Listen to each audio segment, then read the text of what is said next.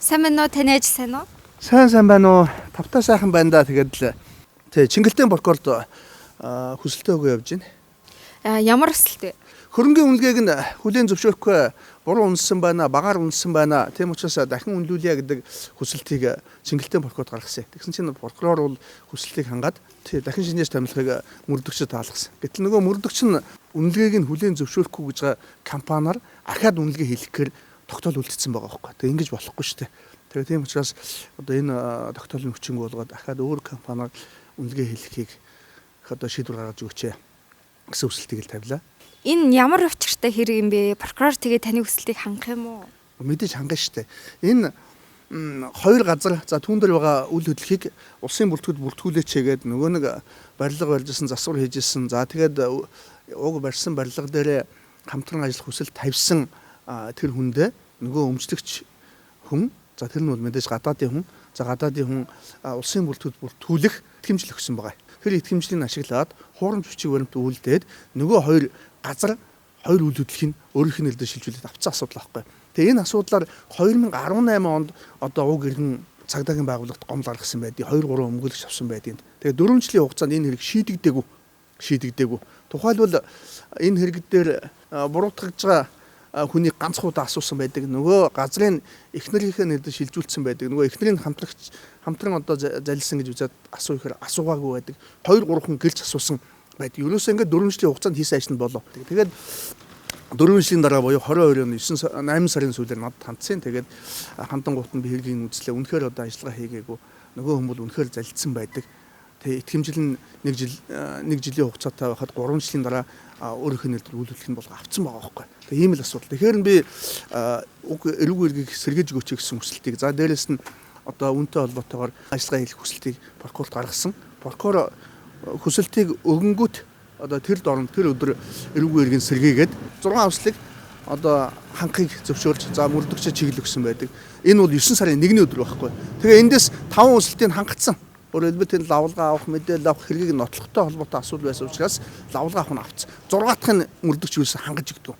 9 сарын 1-нд прокурорын даалгавар хийж байгаа. Тэгээд 9, 10, 11, 12 одоо 1 сар хэл бүтэн 4 сар хагасан болж байгаа. Ганцхан энэ шинжээч томилох хүсэлтийг одоо хангахгүй байгаадсэн. За тэгээд энэ хугацаанд нөгөө анхны авсан мөрдөгч маань хийхгүй байсаар бол амраа явчихдаг. 12 сард илнээл болдог. Дараагийн мөрдөгч нь шинжээч томилноо тэглгүй яах вэ тех гэж байна. Би жижигрээс буусан гэж яриад явдаг.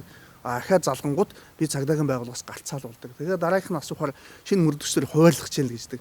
За гараагээд хуваарлдаг. Хуваарлсных нь хойно усан чинь нөгөө мөрдөгч маань томилдгоо. За томилохгүй болохоор нь мэдээж би мөрдөө байцаах засгийн дарга дээр нь орсон ажиллагаатай холбоотой гомд санал хэлдэг. Тэнгүүд томилж байгаа. Томилготой яасан гэж анх хүлээн зөвшөөрөхгүй гэдэг буруу үнэлгээ гаргасан гэж үзэж байгаа тэр компаниг нь ахаа томилчдаг байхгүй. Үгүй ийм байж болохгүй шүү дээ. Ингэж дампууруулж байгаа байхгүй. Асуудлыг. Тэр ямар компани юм бэ? Гэхдээ Дамно гэдэг компани.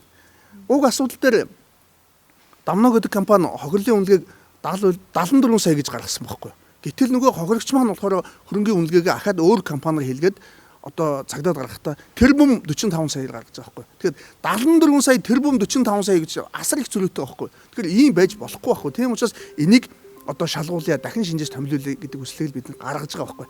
Гэтэл яагаад 4 сар энэ үслийг хангахгүй нэхэр би бол мөрдөгч нарыг хардж байгаа. Яг гэвэл нөгөө нөхөр бол залилам эхлэгч гэмтрэг. Өнөөдөр Баянгол дүүрэг дээр 18 билүү 19 үйлдэлтэй тэрнгүүрээ ялагдчихаар татагдсан прокурор байгаа байхгүй. Тэгтэл энд болонгууд нь одоо залилсан угаасаа тогтоогдсон хуульчийн хувьд үзэхэд бичиг баримтаар. Тэгэхээр тэр мэдээж буруутай болно, ял эдлэн хохирлыг төлөх ёстой. Хохирлыг төлөх шийдвэр гаргахаар нөгөө тэр бумын хөрөнгө чинь 70 хэдээр төлөвлөх гэдэг нь шүү дээ. Тийм учраас би бол энэ холбогдож байгаа хүнийг бол лобби хийсэ хөрөнгөний үнэлгээ хийлгүүлэхгүй байх асуудлаар одоо би мөрдөгчөд нөлөөсөн гэж би харж байгаа байхгүй. Тийм учраас миний энэ хүслийг прокурор мэдээж хангана гэж бодож байна. Энэ яагаад дандаа Дамно компани сонгоод идэм бэ? Наад чи бас нэг асуудал үгүй. Нөгөө мөрдөгчтэй уулзаад ямар компани сонгох яах вэ? Бид нар компани санал болохгүй үгүй. Манайх цагдаагийн байгууллагатай хууль зүйн яамтай гэрээтэй компани сонгоно гэж байгаа. Тэгээ бодохоор цагдаа хууль зүйн яам бол гэрээ байхгүй гэж би ойлгож байна. Тэр цагдаагийн ерөнхий газар тийм би гэрээ байхгүй гэж ойлгож байна. Гэхдээ одоо нөгөө компани лоббид юм яадаг. 5 жилийн өмнө хөрөнгөний үнэлгээ хийх болохоор Дамна компани хийж л байдаг. Ахаад 5 жилийн дараа үнэлгээ хийхээр Дамна компани өгчл байдаг. Тэгээ энэ бол бас л нөгөө тухайн компани лобби юм уу хайшаа. Эсвэл цагдаагийн байгууллага бизнес хийдэг болчихсон юм уу? Мэдгүй. Энэ бол ойлгомжгүй асуудал. Гэхдээ ер нь бол цагдаагийн ерөнхий газар хөл зүйн яам гэр хийдгүү л байхгүй. Тэгээгүй л байхгүй. Зүгээр л бас л ахаал нөгөө мөрдөгч нөгөө хувийн компани, үнэлгээний компани лоббинд ажил орж буюу эсвэл тэр компанитай хамтран ажилладаг л гэсэн үг шүү дээ. Яг энэ асуудлаар би хандсан байхгүй. Ямар компани сонгох юм бэ? Бид компани олох уу? Яах вэ гэхгүйгээд гэтэл үгүй гэсэн. Тэр нь бол зөв л дээ. Ягаад гэвэл цагдаа домног сонгоод үнэлгээ хийлгүүлсэн. Буцаагаад нөгөө хохирогч гэдэг хүн өөр компани сонгоцсон. Тэгэхээр ахаад хохирогч ахаад өөр компани сонгож болохгүй байхгүй.